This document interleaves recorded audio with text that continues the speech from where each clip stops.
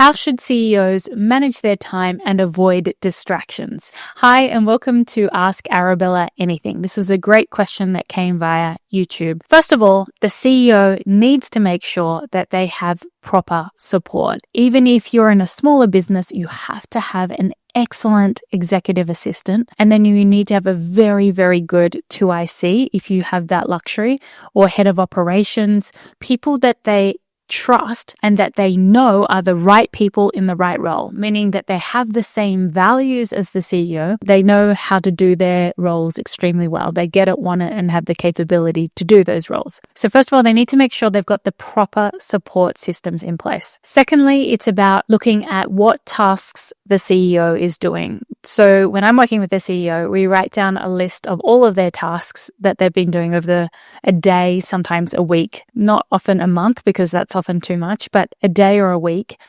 And then we categorize those tasks into A, B, C, D. A, tasks that absolutely should only be done by the CEO. B, tasks that can be done by the CEO, but also can be done by someone else. C, tasks that should be done by someone else. And D, tasks that should be deleted. No one should be doing those tasks. Then we keep the A tasks and we delegate the B, C tasks and delete the D tasks. So we're simplifying what it is that the CEO is doing within their role. This is all about simplicity. You might have read The E-Myth, and that talks about running a business like McDonald's, so that every activity or most activities, the major activities, have a very strong process that's repeatable, that people can identify, make better, and tweak over time. Depending on the size of your business, you need to have a look at what are the major systems or processes that are happening, and do we have those processes down pat? In my business, for example, I